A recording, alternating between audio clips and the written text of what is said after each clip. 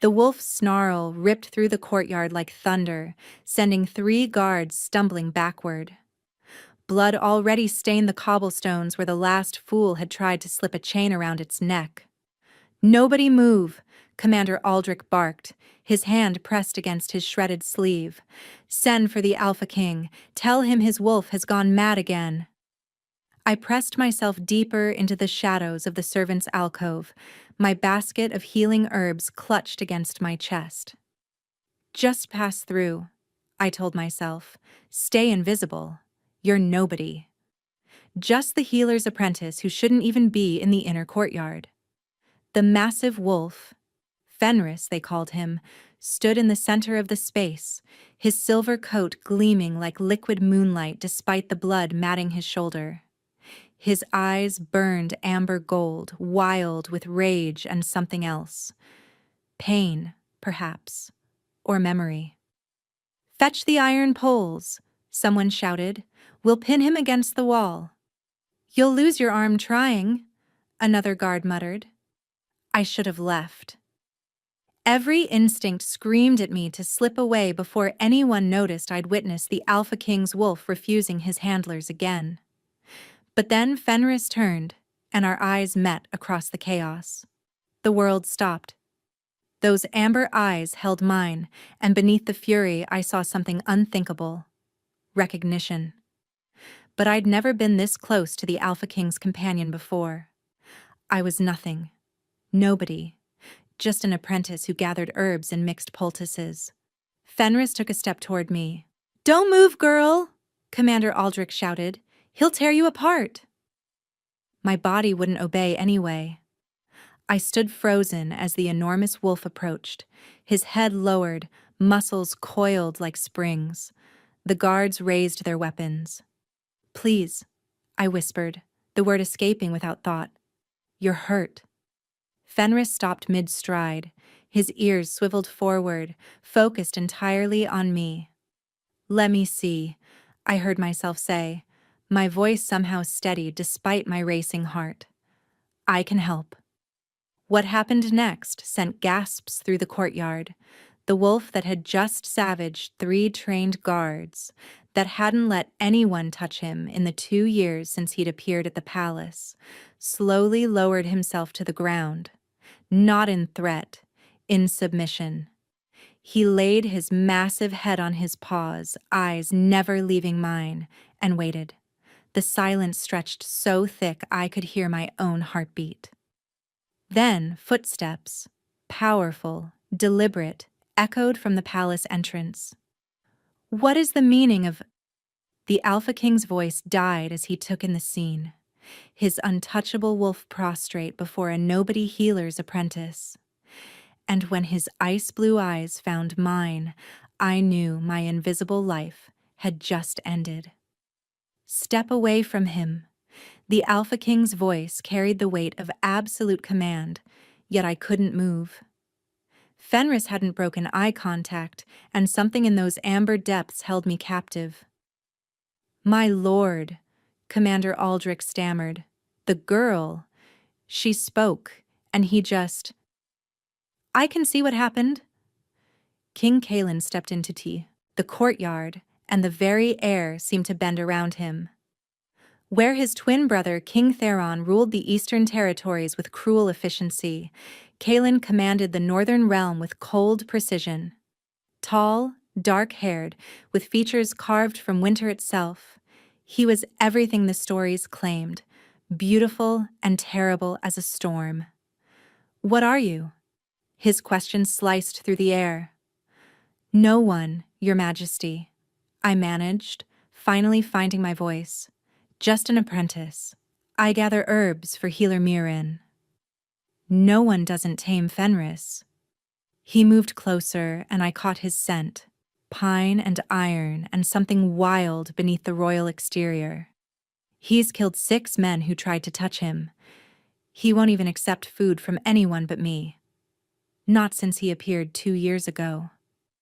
Fenris chose that moment to shift, pressing his injured shoulder toward me with a soft whine. "He's hurt," I said, surprising myself with my boldness. There's poison in the wound. Thornweed, if I'm not mistaken. It won't kill him, but it burns like acid. The king's eyes narrowed. You can tell that from here? I couldn't explain that I'd always been able to sense poison, feel injury like a shadow on my skin. That was the secret that had driven me from my village, the gift that marked me as either blessed or cursed, depending on who you asked. I can smell it, I lied. Then heal him. Your Majesty, Aldrich protested, if she fails, she won't.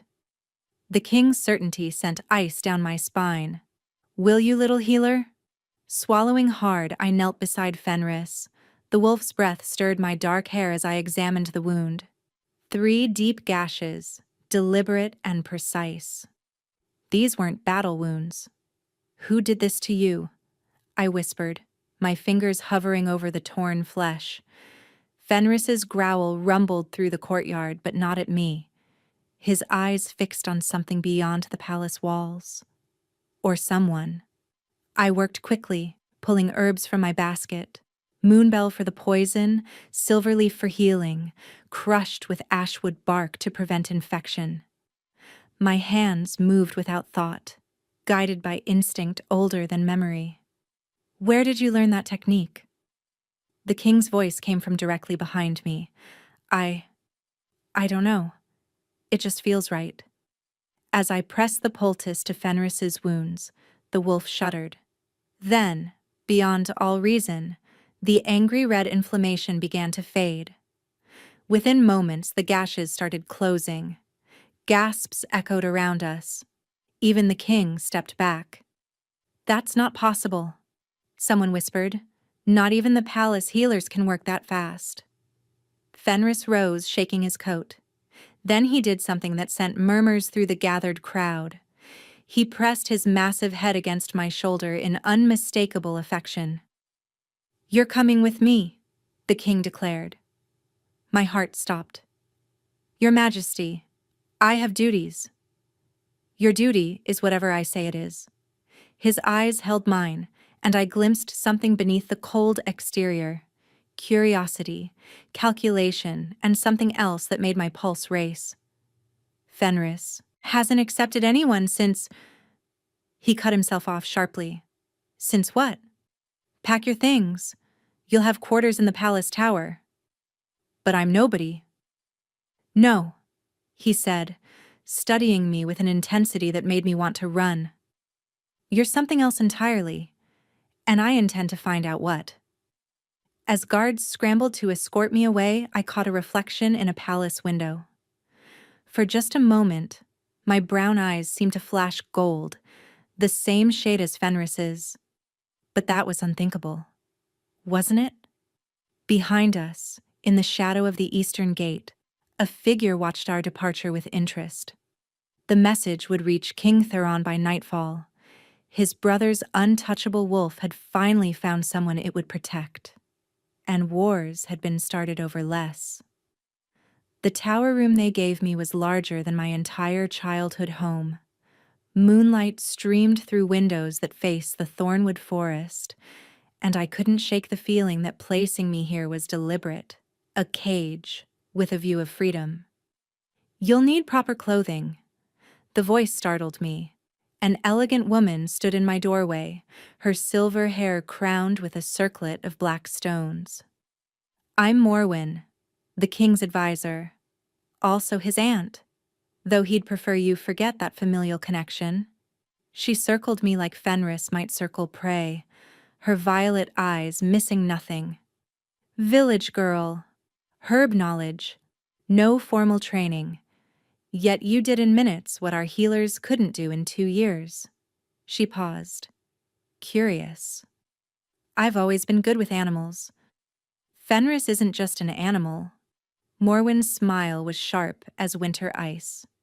Surely you've figured that out. Before I could respond, a long howl echoed through the night. My skin prickled with recognition. Fenris. He's calling for you, Morwen observed. He's never called for anyone, not even Kaelin. Why doesn't the king just let him go, if he's so difficult? Let him go?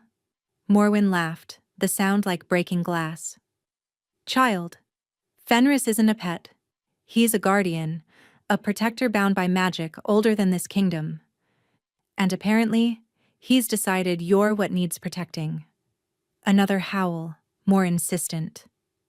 My feet moved without permission, carrying me toward the door. The king won't like you wandering at night, Morwen warned. Then the king should control his wolf better. I found Fenris in the courtyard where we'd first met, but he wasn't alone.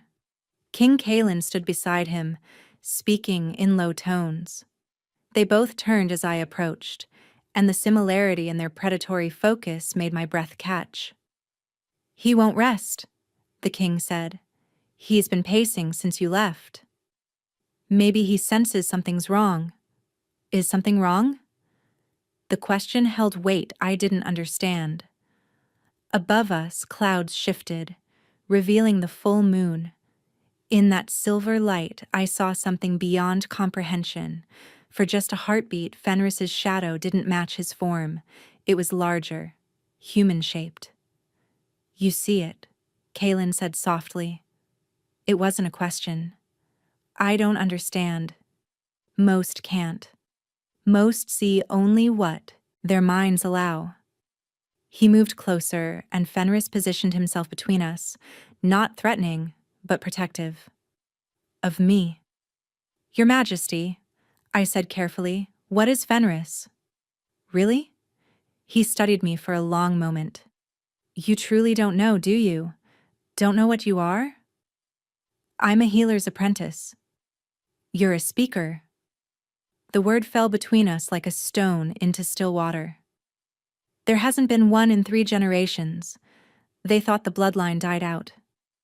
I don't know what that means. It means, a new voice cut through the night, that my brother has been hiding something valuable. King Theron emerged from the shadows, a mirror image of Kaelin but wrong somehow. Where Kaelin was winter, Theron was rot. Where Kaelin's eyes were ice, Theron's were void. Fenris's snarl could have shattered stone. Control your beast, brother, Theron said smoothly. I'm here under treaty. The treaty doesn't allow night visits, Kaelin replied, his hand moving to his sword. It does when property is in question. Theron's smile made my skin crawl. The girl belongs to the eastern villages, my villages, which makes her mine. Something flickered in his eyes. Not just cruelty, but something almost like fear, gone before I could be certain. I belong to no one, I said. Theron's laugh was poison. Brave little speaker, but you bear the mark, don't you? Show them your wrist. Ice flooded my veins, the birthmark I'd hidden all my life, the one that looked like a wolf's eye. That's what I thought, Theron said as I clutched my wrist. The last speaker was my grandmother's property. The bloodline belongs to the east. You're coming home, little wolf whisperer. Fenris moved so fast I barely saw it. Suddenly he stood over Theron, who lay sprawled on the cobblestones, the wolf's teeth inches from his throat. And in that moment of perfect stillness, I heard it. Fenris's voice in my mind, clear as crystal. Not her, never her. I'll kill you first. Call him off, Theron wheezed, but his eyes glittered with triumph rather than fear. Or I'll have every Eastern soldier at your gates by dawn. Fenris, I said softly. The wolf's muscles trembled with restraint, his teeth still bared above Theron's throat. Please. Slowly, reluctantly, Fenris stepped back. But he positioned himself firmly between Theron and me, his meaning clear. Theron rose, brushing dirt from his black coat with deliberate calm. Interesting. The beast responds to her over you, brother. That must sting. State your business and leave.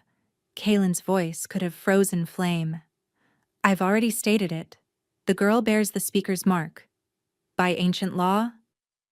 Ancient law also states a speaker chooses their own path once awakened. Morwen interrupted, appearing like smoke beside us. Has she been awakened, Theron? The Eastern King's jaw clenched. She spoke to the wolf.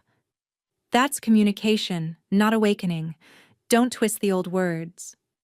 Morwen turned to me. Show me your wrist, child. Reluctantly, I extended my arm. The birthmark I'd hidden since childhood seemed to pulse in the moonlight. A perfect wolf's eye in deep purple against my pale skin. Dormant, Morwen announced. The essence sleeps. Until it wakes, she's under no obligation to anyone. Then I'll wake it, Theron said. You wouldn't dare. Kaelin stepped forward, frost literally forming beneath his boots. The awakening ritual requires consent or crisis. Theron's smile was vicious. If she won't consent, I'm happy to provide the crisis. Fenris lunged again, but this time Theron was ready. He spoke a word in a language that scraped against reality, and Fenris froze mid-leap, suspended in the air like a grotesque sculpture. No! The word tore from my throat with physical force. Energy I didn't know I possessed erupted outward, shattering Theron's hold. Fenris crashed to the ground, immediately recovering and placing himself protectively before me. But something had changed. I could feel it. A door in my mind had cracked open, and through it whispered voices I couldn't quite understand. There, Theron said with satisfaction, crisis provided. She's awakening. The world tilted. Colors became too bright, sounds too sharp. I could hear every heartbeat in the courtyard, feel every living thing within 100 yards. And beneath it all, Fenris's presence blazed like a bonfire in my consciousness. But there was something else, another presence, wrapped around Fenris's essence like chains. Something that felt like, you bound him, I gasped, staring at Kaelin in horror. Fenris isn't your companion, he's your prisoner. Kaelin's face went pale. You don't understand. I understand enough. Energy coursed through me, wild and uncontrolled. Release him. I can't. The admission seemed to physically pain him. The binding. If I break it without the proper ritual, it will kill us both. Us? I looked between him and Fenris, and suddenly the truth hit me like ice water. You're connected. I couldn't finish the thought. It was too unthinkable. Brothers? Theron supplied helpfully. Didn't you wonder why they look so similar? Why Fenris appeared exactly 2 years ago, the same night Kaelin's youngest brother Riven disappeared. Riven, Morwen whispered. You found him. I saved him, Kaelin snarled. You cursed him, Theron countered. Your own brother, transformed into a beast because he discovered your secret. What secret? I demanded. But even as I asked, the awakening energy in me provided the answer. Images flooded my mind. Kaelin meeting with shadows in the deep forest, bargaining with creatures that shouldn't exist, gaining his throne through dark pacts. The price of power, I breathed. You traded your brother's humanity for the throne. To stop Theron from taking both kingdoms. Kaelin's control finally shattered. Riven was dying, poisoned by our dear brother's assassins. The forest spirits offered a choice. Let him die, or bind him as his guardian to the crown. I chose to save him. You chose to enslave him, I said, my newfound strength singing with rage. Fenris, Riven, pressed against my side, and through our connection, I felt the truth. The binding was killing him slowly, trapping his human consciousness deeper each day. Soon, there would be only the wolf. But now you're here, Theron said, circling us like a vulture. A speaker can break any binding, remake any curse. The question is, Will you free the wolf and lose the man forever? Or maintain the binding and watch him fade away slowly? There's a third option, Morwen said quietly, but it would require something from you, Lyrian, something you might not survive. Above us, storm clouds gathered without warning, responding to my emotional turmoil. Thunder rumbled, and in the distance something howled. Not a wolf, but something older, angrier, answering my awakening call. Choose quickly, Theron warned, backing toward the gates. Because what you've awakened tonight, it's calling to things that have slept since the last speaker died. And trust me, little wolf whisperer, they're coming. Lightning split the sky, illuminating a sight that made everyone freeze. The thornwood forest was moving. The trees themselves were walking, advancing on the palace. And leading them was a figure I recognized from childhood nightmares. The Shadow Wolf. The first of all shifters. The one even death couldn't claim. He'd come for his descendant. He'd come for Fenris. The Shadow Wolf stood at the forest's edge, neither fully solid nor completely spirit. His form shifted between substance and smoke, primordial eyes burning with colors that had no names. The walking trees halted behind him, their branches creaking in anticipation. Grandfather, Kaelin breathed, and I realized with shock that he was trembling. You dare invoke that title? The Shadow Wolf's voice was the sound of wind through graveyards. You who bound your own brother with chains of magic? Fenris, riven, whined softly, pressing closer to me. Through our newfound connection, I felt his conflict, joy at seeing his ancestor, shame at his imprisoned state, and something else. Fear for me. He'll take you, Riven's voice whispered in my mind. Speakers are precious to the old ones. He'll claim you for the Shadow Realm.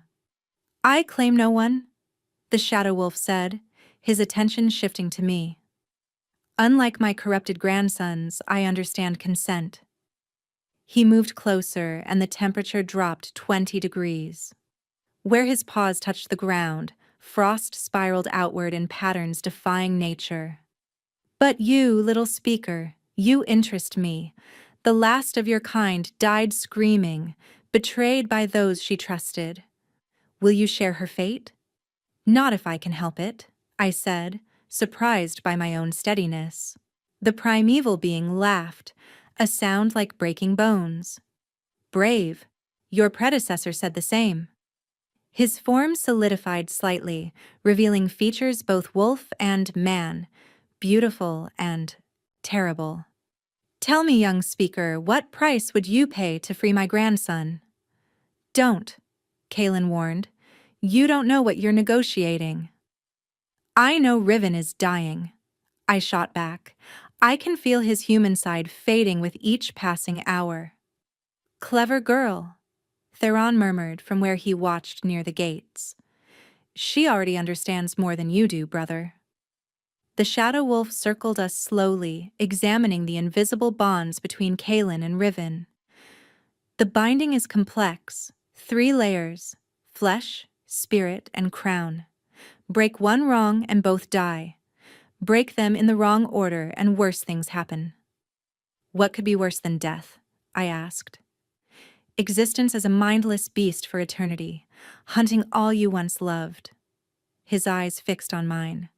Or would you prefer your wolf prince as a conscience trapped forever in a body he cannot control? Through our connection, I felt Riven's terror at both possibilities.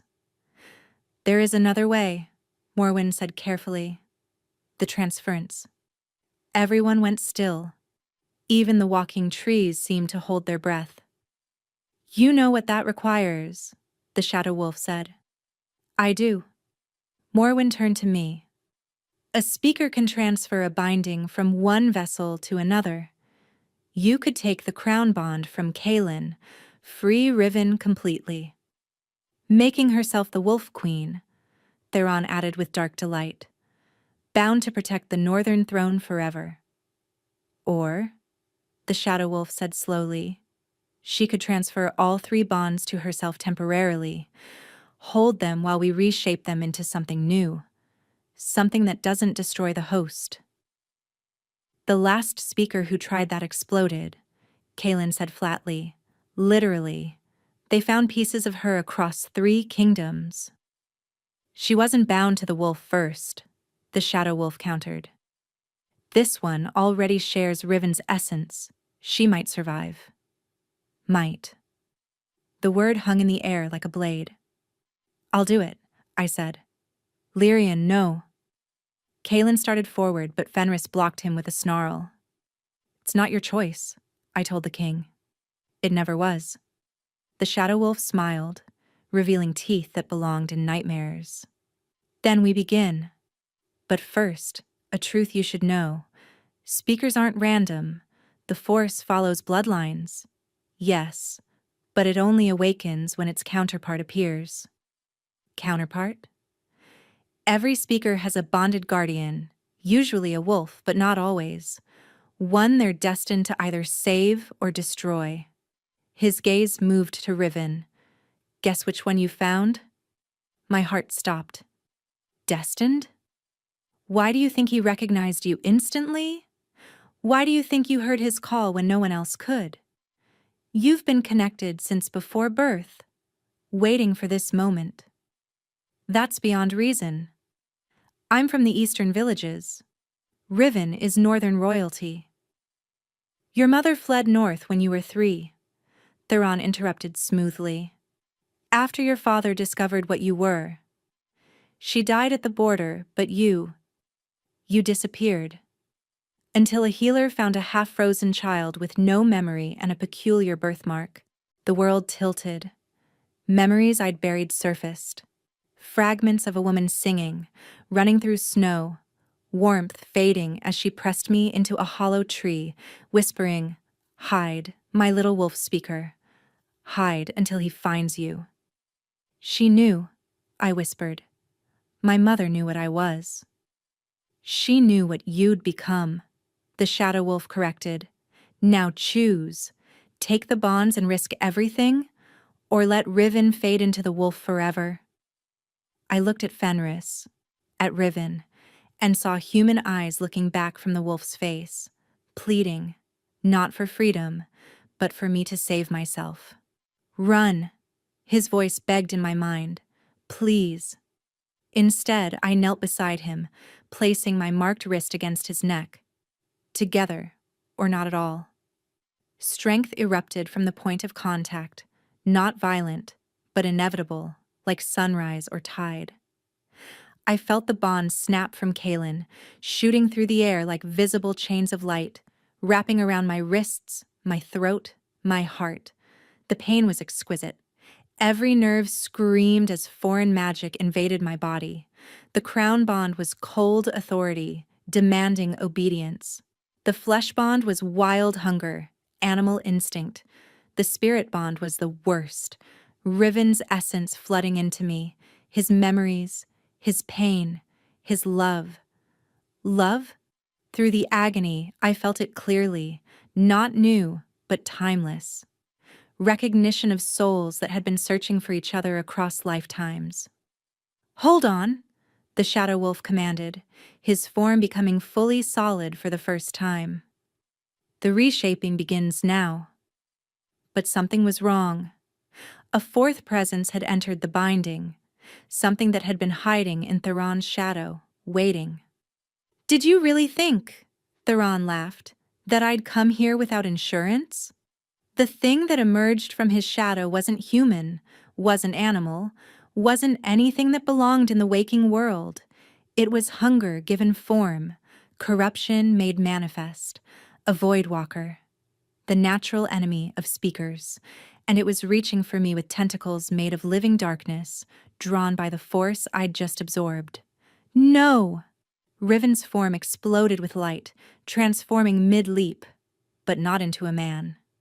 What landed between me and the Void Walker was something else entirely. Half wolf, half human, all predator. The perfect fusion of both forms, beyond comprehension yet magnificent.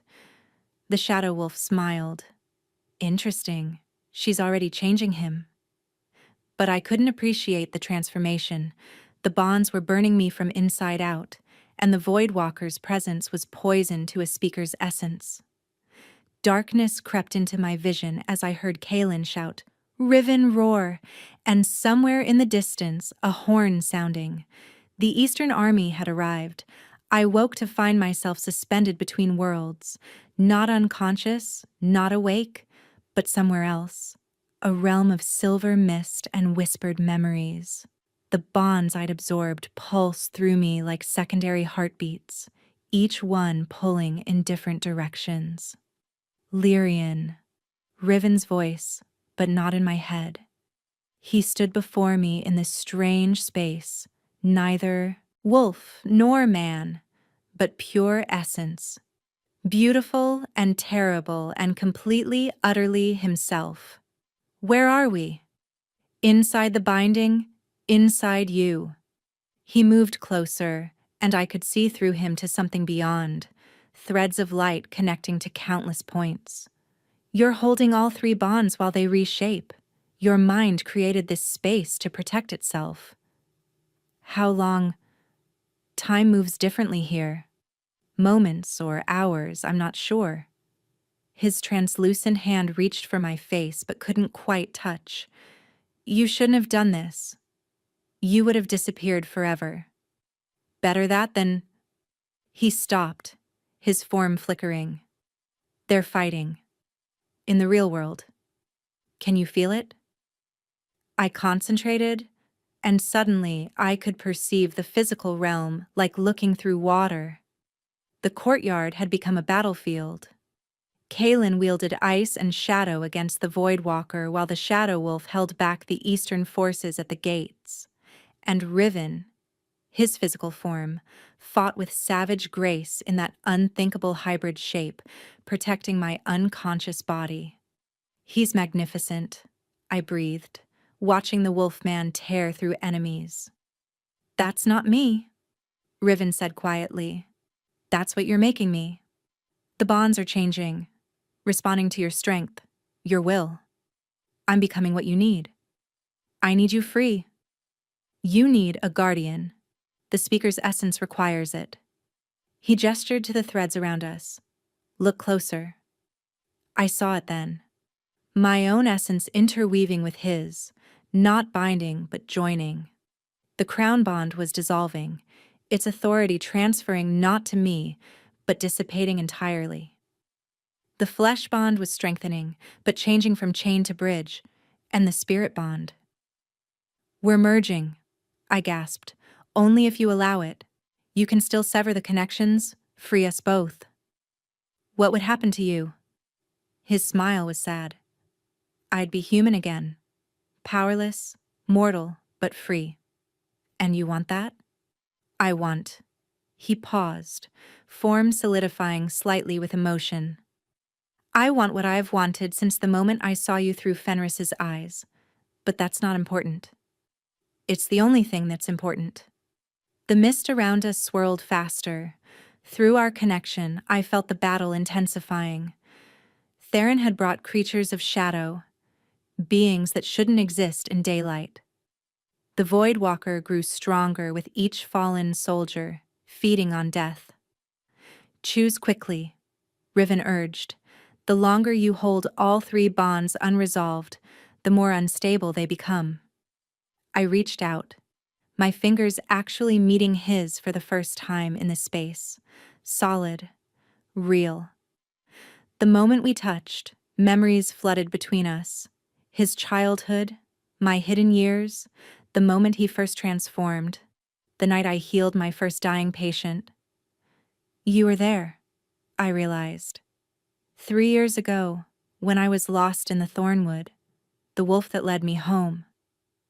I couldn't let you die. His hand tightened on mine. Even cursed, even mindless, some part of me knew you were important. Through our joined hands, I felt the shui, truth of the bonds. They weren't just magical chains. They were potential. Raw, unformed possibility waiting to be shaped. Together, I said. We reshape them together. That's not how it works. It is now. I pulled him closer, our forms blending at the edges. I'm a speaker. You're the Shadow Wolf's descendant. Between us, we have enough strength to rewrite the rules. The silver mist turned gold. The bond stopped pulling in different directions and began to spiral together, forming something new. Not a chain, but a choice. Not a curse, but a gift. Energy flooded through us, through me, unlike anything in the histories. We were remaking not just the binding, but the very nature of what it meant to be speaker and guardian. Unthinkable!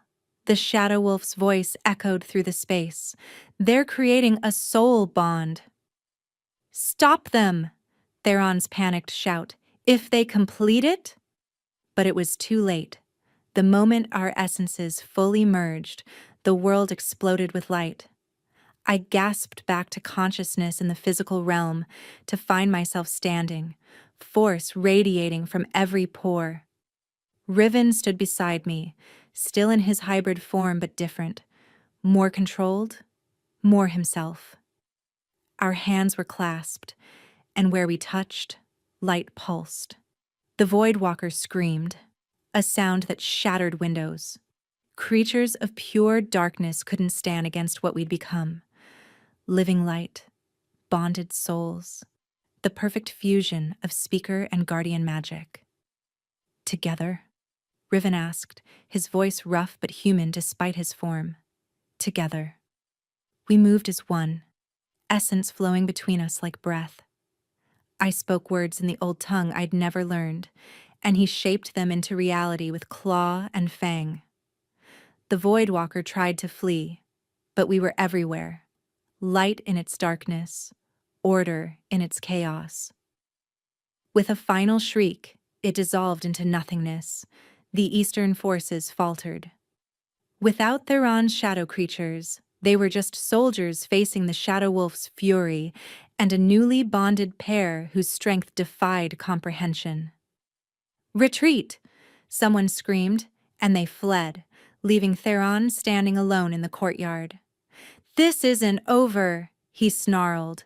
The old laws are dead," the Shadow Wolf interrupted, solidifying fully beside us. "They've created something new, a bond of choice, not force. The first true partnership between speaker and wolf in 1,000 years." Theron's face twisted with rage. "The Eastern Kingdoms will never accept. The Eastern Kingdoms will accept it," Morwen said, appearing with a scroll that glowed with binding magic. "Or face the combined might of the North, the Shadow Realm, and the first soul-bonded pair in living memory." But I wasn't listening anymore. The bond's creation had taken everything I had. The world spun, my knees buckled.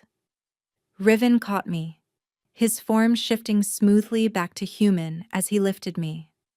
For the first time, I saw his true face clearly. Sharp cheekbones, storm-gray eyes with gold flecks, midnight hair that fell past his shoulders, beautiful in a wild way that matched his wolf. "I've got you," he murmured, and through our new bond I felt the truth of it. Not possession, but partnership. Not ownership, but choice. "The bond," Kaelin said quietly, approaching slowly. "Is it complete?" Riven answered, not looking away from me. "We're bound by choice, not magic. She can release me any time." "But you won't," the Shadow Wolf said. It wasn't a question. I managed to shake my head. "Never."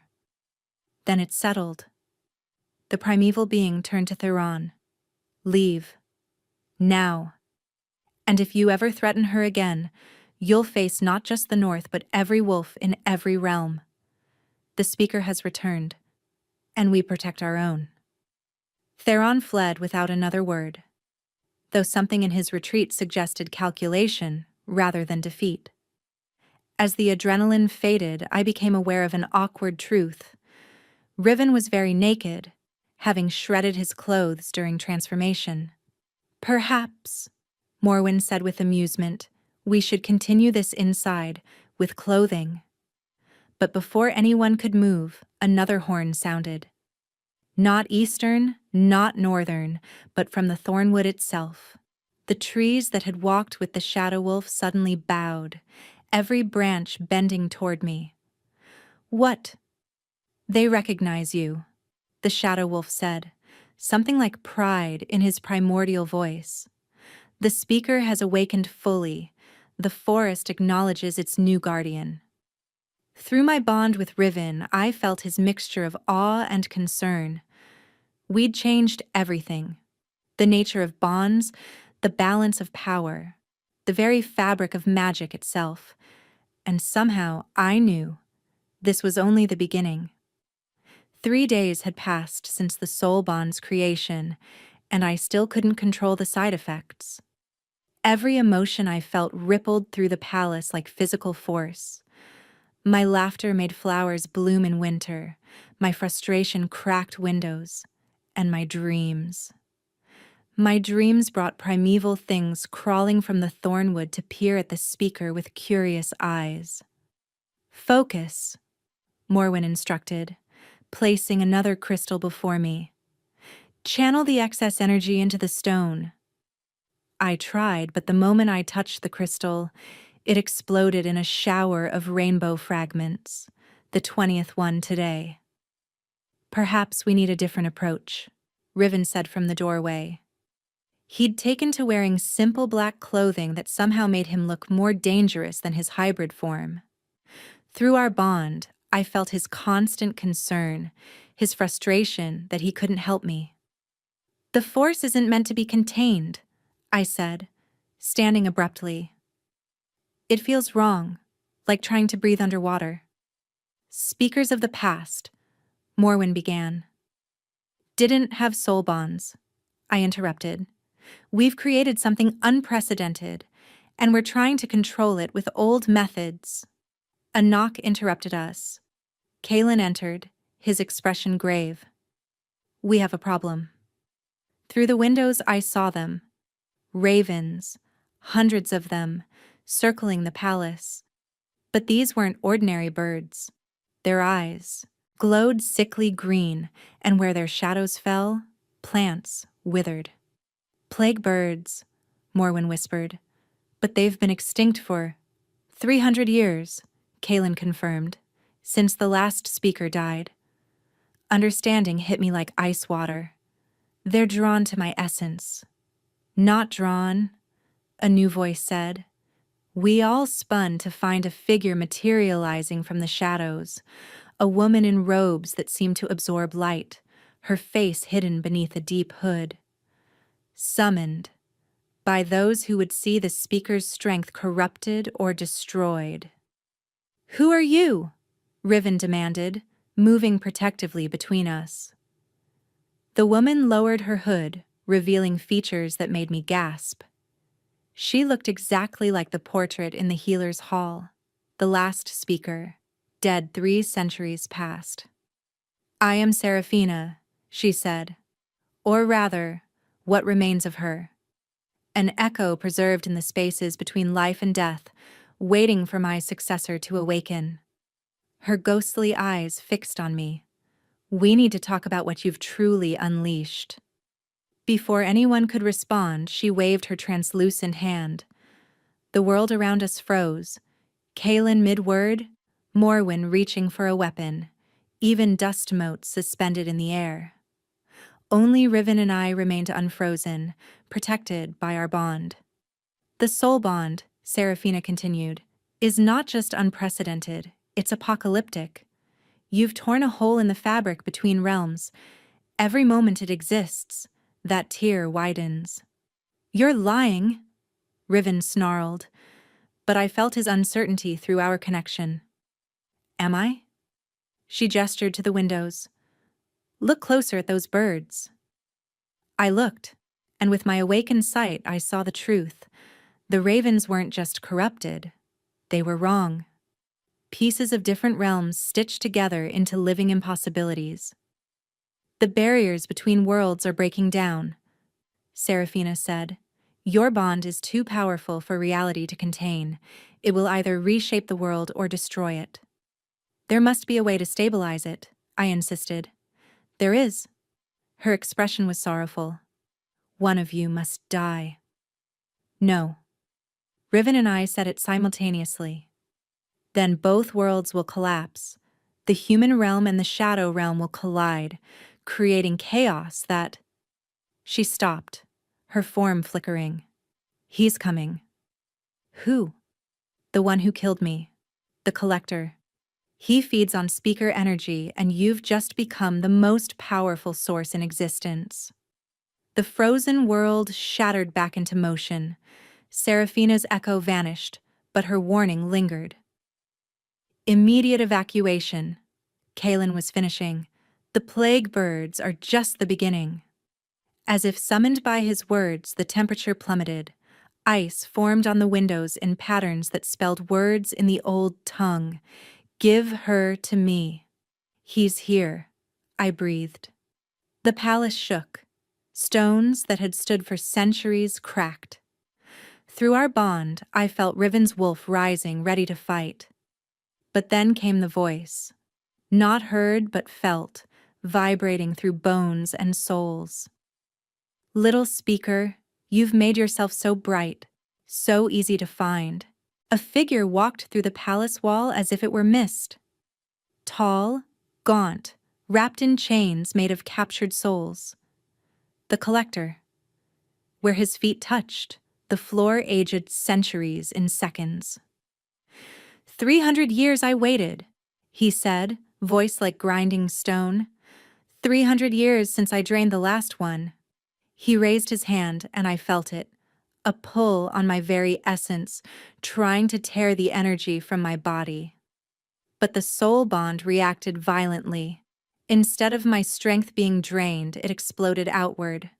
Riven transformed instantly, not into wolf or hybrid, but something new, a creature of pure force and fury. Our combined essence created a barrier the collector couldn't penetrate. Interesting, he mused. You've bound yourself to a guardian. How quaint. He pulled something from his robes, a crystal containing swirling darkness. Do you know what this is? The essence of the last speaker. Your predecessor. She thought love would protect her too. The crystal pulsed, and Seraphina's echo reappeared. But wrong. Twisted, corrupted, screaming silently. I kept her soul, the collector said conversationally. Speakers are so rare, you see. I like to savor them. Rage flooded through me, not just mine, but Riven's, amplified through our bond. The palace windows exploded outward. The thornwood responded to my fury, roots bursting through the floor, reaching for the collector with thorn tendrils. But he laughed. Yes, show me that strength. Feed me your anger. Too late, I realized my mistake. He was feeding on my emotional output, growing stronger with each burst of energy. Lyrian, stop, Morwen shouted. You're giving him what he wants. But I couldn't stop. The bond was a feedback loop, my anger feeding Riven's wolf, his fury feeding mine. We were going to destroy everything. Then Kaelin did something unexpected. He drove his sword into the ground and spoke words I'd never heard. Not the old tongue, but something older. Primordial. The shadows in the room responded, but not to attack. They wrapped around Riven and me like a cooling blanket, dampening our rage. Shadow magic! The collector hissed. You dare use my own element against me? I learned from the best, Kaelin said coldly. From you, when you were my teacher. The revelation stunned everyone. Oh, didn't I mention? The collector said with mock surprise. Young Kaelin here was my apprentice. How do you think he gained the knowledge to bind his own brother? I taught him everything. To stop you, Kaelin snarled. I learned your weaknesses. Did you? The collector moved faster than sight, suddenly holding Kaelin by the throat. Or did I let you think you did? Let him go, I screamed, force building again. Make me, little speaker. Show me the true extent of your bond. Unleash it all. I started to, but Riven's voice in my mind stopped me. Wait. Look. I saw it then. Kalen's hand, hidden from the collector's view, making deliberate signals. A plan. Trust him, Riven said, through our bond. Be ready. Kalen's eyes met mine, and he mouthed a single word. Now. He grabbed the crystal containing Seraphina's soul and shattered it against the collector's chest. The released essence exploded outward, 300 years of captured speaker strength suddenly free. But instead of dissipating, it flew toward me, recognizing its successor. No, the collector screamed, but it was too late. Seraphina's energy merged with mine, not corrupting but completing something. The knowledge of centuries flooded through me. Every speaker who had lived, loved, and died, their combined wisdom and force, and with it came understanding. You're not just a collector, I said, energy making my voice echo across realms. You're a failed speaker, one who corrupted his own essence trying to live forever. The collector's face contorted with rage. I am eternal. You're nothing, I said, and with the combined strength of every speaker who had ever lived, I reached into his chest and pulled out his corrupted core, a withered thing that might once have been a soul. He crumbled to ash, centuries catching up in seconds. But as he died, he laughed. You think you've won? The tear between worlds remains. The soul bond still threatens everything. You've only delayed the inevitable. His ashes scattered, but his words lingered. I collapsed, overwhelmed by the inherited energy. Riven caught me, returning to human form. The tear, I gasped. He was right. I can feel it growing. Through the destroyed windows we could see it, a crack in the sky itself, spreading like a wound, revealing glimpses of the shadow realm beyond. We'd won the battle, but might have doomed the world. The tear in reality widened with each passing hour. Through it, nightmares seeped into our world, creatures of shadow and hunger that shouldn't exist under any sun. The palace had been evacuated, leaving only essential defenders and those of us trying to find a solution. There has to be another way, I insisted, poring over primordial texts in the Shadow Wolf's personal archives, volumes that materialized from smoke when he'd learned of our crisis. Every source says the same thing, Morwen replied exhaustedly. A soul bond can only be severed by death or... She paused, reading further. Or what? Riven demanded. He hadn't left my side since the collector's defeat, our bond humming with shared anxiety. Or transformation so complete that the original souls no longer exist. She looked up. It's called the Phoenix Rite. Both participants essentially die and are reborn as something else entirely. That's still death, Kalen said from where he monitored the tear's growth through a scrying mirror. No. The Shadow Wolf materialized beside us, his primeval form more solid than I'd ever seen it. It's evolution, but the risk... Tell us, I said. You would enter the tear itself, go to the place between worlds where reality is fluid. There, you could reshape not just your bond, but the very nature of what speakers and guardians are. Close the tear from within by becoming something that bridges both realms naturally. But? Riven asked, knowing there was always a cost.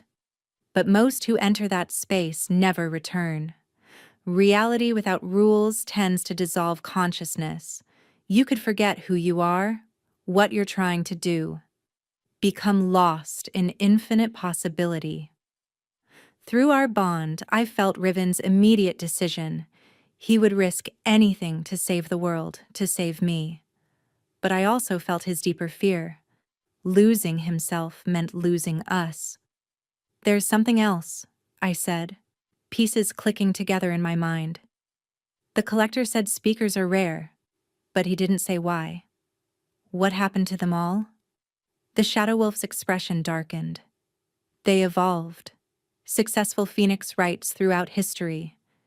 Each pair that survived became something beyond mortal understanding, guardians of reality itself. But the process... A scream interrupted him. Through the windows, we saw the tear had doubled in size. Shadow creatures poured through in waves, held back only by Kalen's ice barriers and the palace guards' desperate fighting. "We're out of time," I said, standing. "We do it now." "Wait," a familiar voice called. Theron strode in, but not as the enemy we knew. His arrogant bearing was gone, replaced by desperate urgency. "Before you potentially destroy yourselves, you should know the truth." "We don't have time for your games," Kalen snarled. "Not a game, a confession." Theron pulled out a timeless amulet, its center a fragment of crystallized starlight. "This belonged to the first speaker, your ancestral grandmother, Lyrian, and mine." Everyone froze. "We're related?" I breathed. "Cousins, many times removed. The speaker bloodline split centuries ago. One branch fled east, one west. I've known since I first saw your birthmark." He held out the amulet. "This is why I wanted to claim you, not for power, but for protection."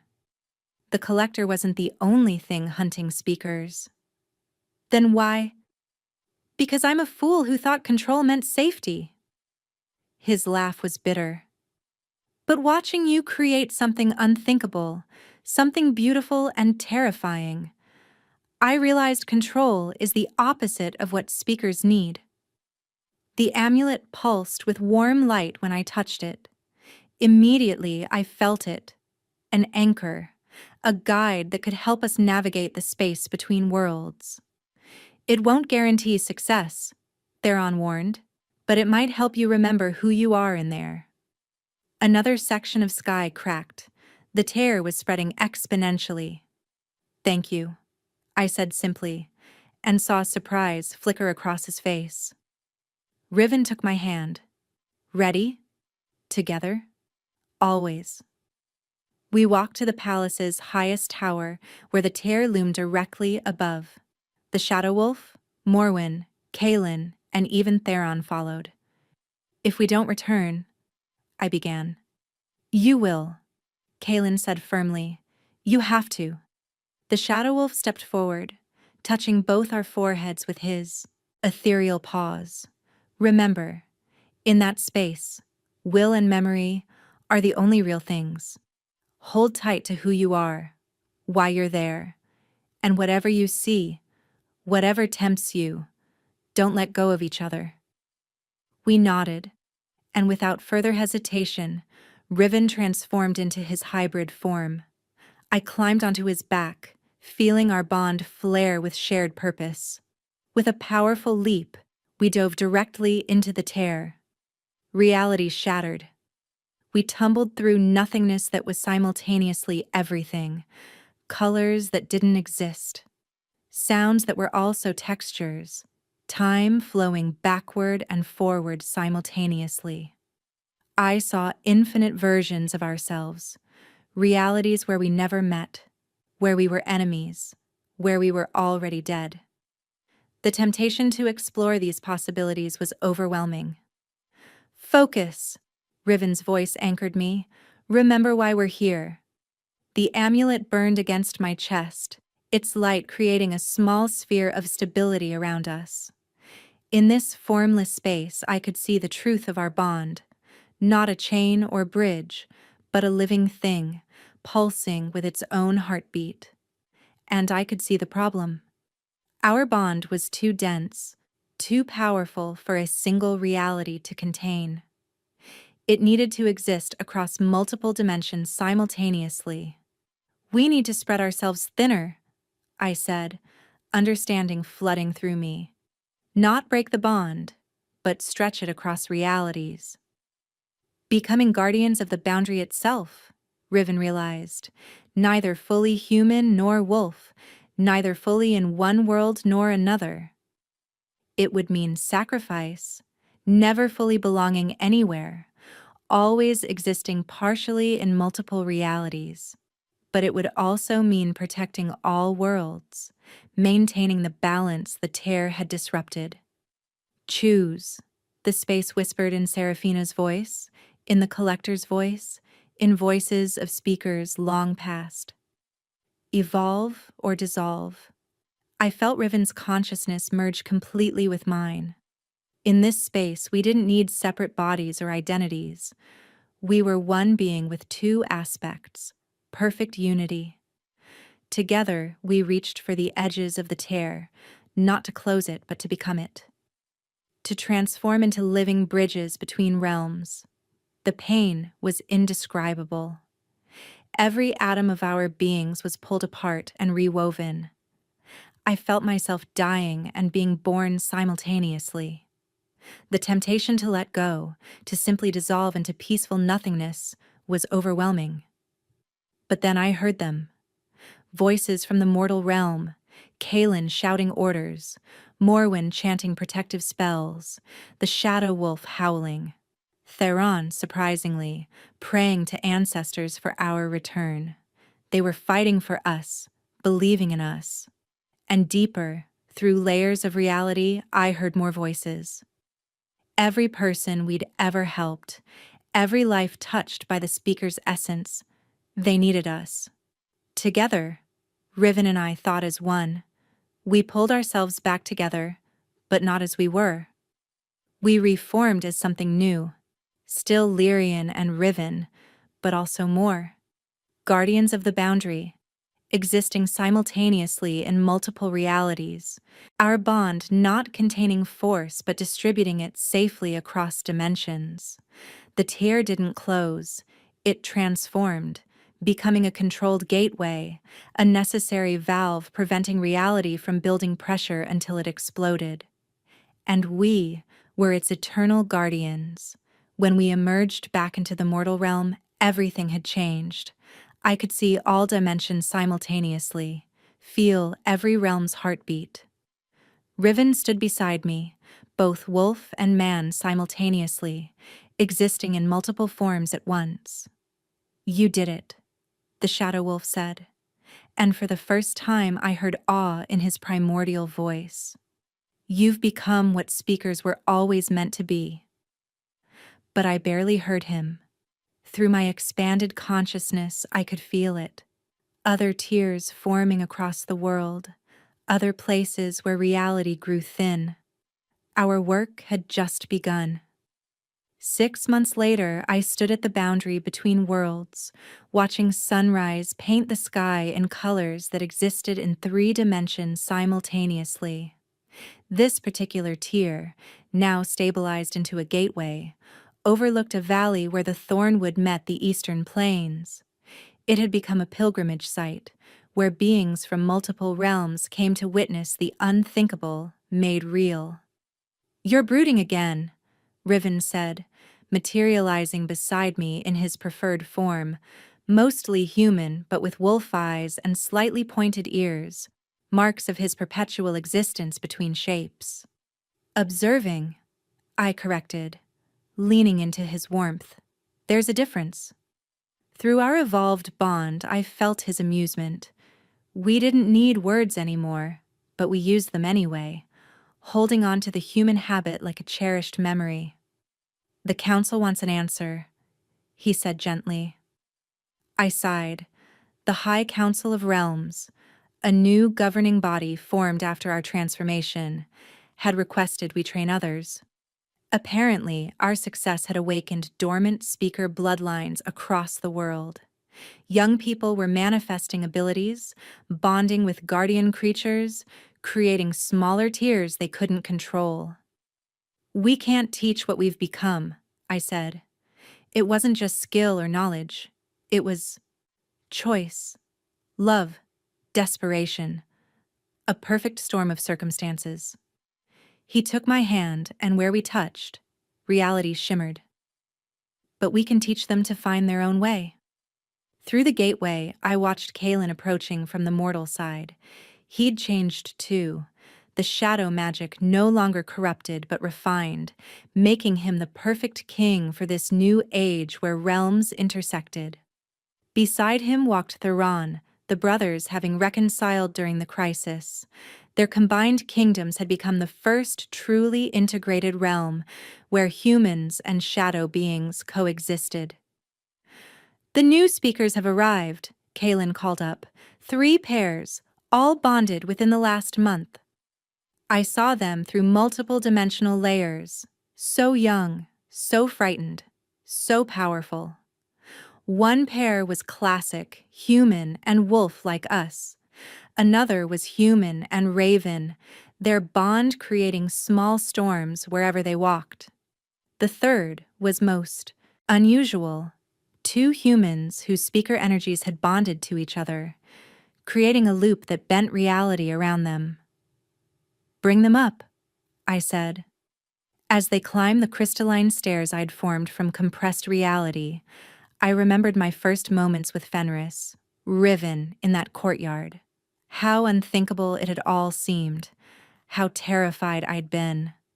"What do we tell them?" Riven asked softly. I thought of Seraphina's echo, the collector's corruption, the shadow wolf's timeless wisdom, of all the speakers before us who had tried and failed or succeeded and vanished into legend. The truth, I decided, that the strength isn't a gift or curse but a choice, that bonds aren't chains but bridges, that sometimes saving the world means becoming something beyond it. The first pair reached us, a girl no older than 16 and her bonded wolf, both trembling with barely controlled force. "Lady Lyrian," she whispered. "Lord Riven, we're honored." "Just Lyrian," I interrupted gently. "And this is Riven. We're not lords or ladies anymore. We're—" I paused, looking at my bonded, my partner, my other half who existed across infinite realities with me. "We're guides," he finished, "and we're going to teach you not to become us, but to become something entirely your own." The girl's eyes widened with hope. In the distance, another tier was forming. I felt it like a whisper across dimensions. Not a wound, but a doorway, waiting for its guardians to arrive. "Come," I said, gesturing to all 3 pairs. "Let's begin." As we walked toward the new tear, I heard the shadow wolf's howl echoing across realms, approval, pride, and promise. The age of isolated speakers was over. The time of connected guardians, bridging all realities, had begun. And somewhere in the space between heartbeats, between dimensions, between wolf and woman, I smiled. We had become unthinkable, Riven and I, and now we would teach others to do the same. The story ended where it began, with a choice to help, to reach out despite fear, to speak when silence would be safer. But this time, we weren't alone. We never would be again.